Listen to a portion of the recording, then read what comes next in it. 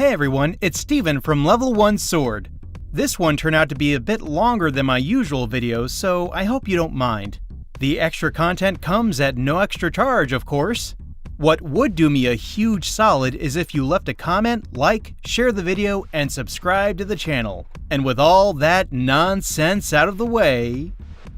here we are, a mere number of days from the main event, the big one, Gaming Christmas. That's right, I'm talking about arguably the most important trade show for video games of the year, the Electronics Entertainment Expo, or E3 as it's more commonly known.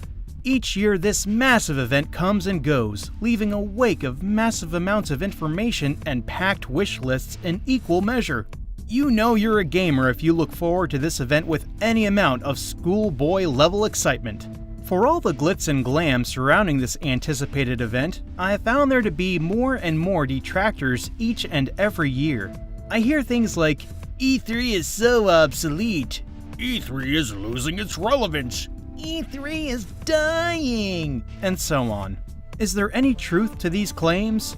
From looking at the state of this year's event on the surface, I can see why many might think so. Last November, in a truly shocking move, Sony announced its plans to not attend E3 this year. No booths, press conference, or first-party presence at all. Both EA and Microsoft have in their own way opted out of the official E3 lineup in recent years as well, albeit with small caveats which I will delve into in a moment. What about the rise of companies doing their own thing? Nintendo has found a lot of success by releasing occasional Nintendo Direct streams in which they release information about their upcoming games. Sony too has begun their State of Play streams, which take more than a few notes from their competitor, though they seem to still be finding their stride with a good format. That's not to say that all of the Nintendo Directs so far have been winners, but they are obviously much better than Sony in this regard, as they have been at it for much longer. Would I be surprised if I saw Microsoft begin doing something similar? Not really. They would just need something on the site to actually talk about. Sick burn! But seriously, getting a small amount of information out to your fans periodically is a solid way to maintain the momentum of sales, and it keeps the fans happy since they feel they are more in the know. So this all means E3 is going the way of the dodo, right? I mean, if E3 is seriously losing relevancy to these newfangled streams, then of course we'd be seeing a major decline in attendance, right? Yeah, not so much. We've seen year after year of attendance growth, with last year's E3 nearly breaking the record of 70,000 set in 2005. We saw a major drop-off in attendance for 2007 and 2008 due to the Entertainment Software Association wanting to make E3, quote, a more intimate program, including higher quality, more personal dialogue with the worldwide media, developers, retailers, and other key industry audiences. It is no longer necessary or efficient to have a single industry mega show. That was a direct quote from Doug Lowenstein, the former president of the ESA. When they reversed course in 2009, that's when you began seeing numbers return to a steady growth pattern, a pattern which continues to this day.